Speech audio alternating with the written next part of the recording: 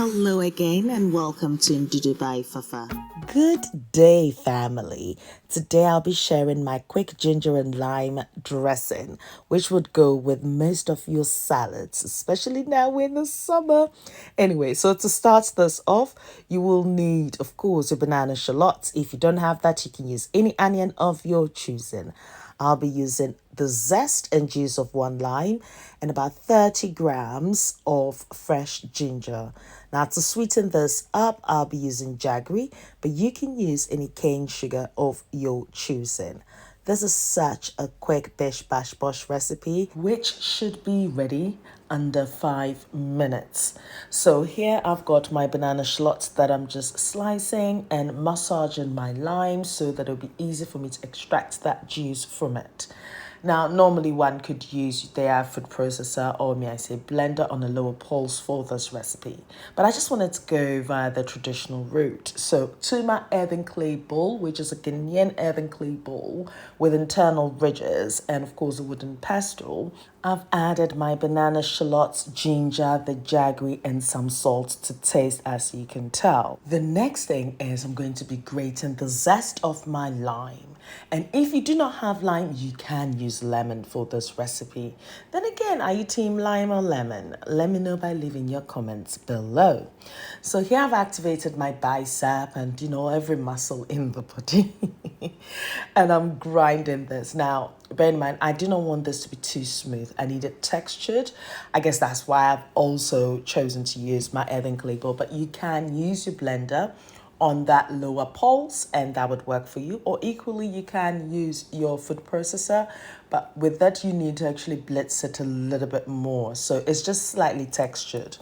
So I have got that desired consistency, as you can tell. And it is at this point that I do add my freshly milled black peppercorns. Now, if I was using my blender, then I would add the black peppercorns and everything together with the oil and just blitz it to that right consistency that I'm talking about, because you need that little texture in there. It makes a difference. Because especially when you're drizzling over your salad or your barbecue, your grill, and you bite into little pieces of ginger, that's just so refreshing and so good. So you can see where I'm going with this.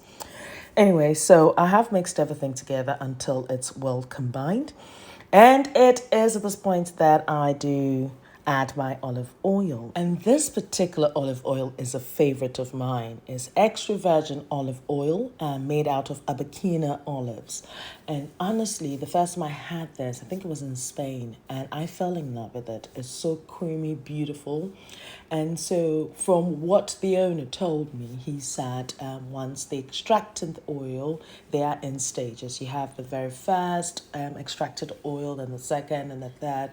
So it's just like when we're blending our stuff for our soup, and the first stuff that we strain would be intense, and then we add water to it, and that sort of like dilutes the flavor. So it takes that same sort of process.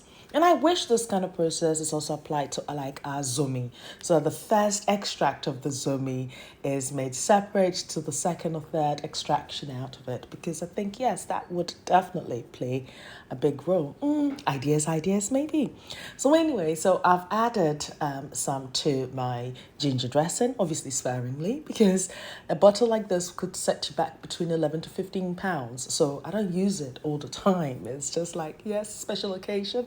So this in particular would last me for about 6 months, if not 8 months, yes.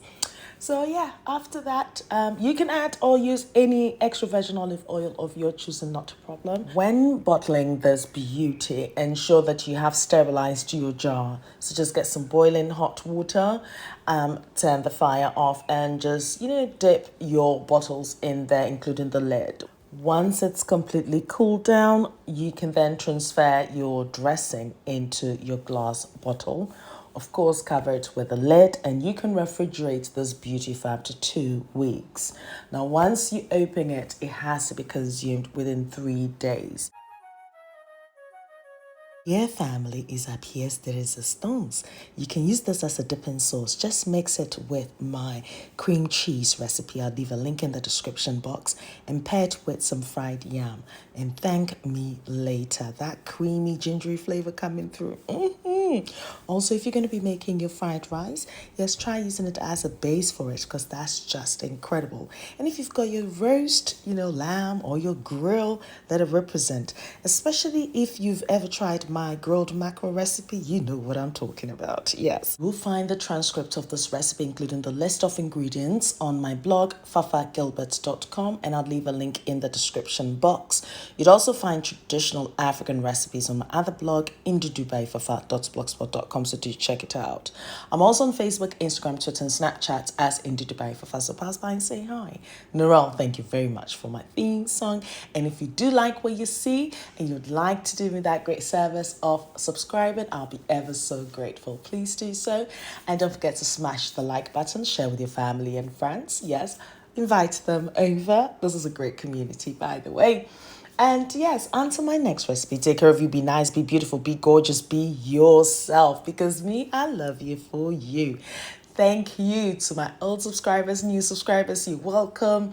And to my notification gang, you guys, you did be Ankasa. I love you and take care of you.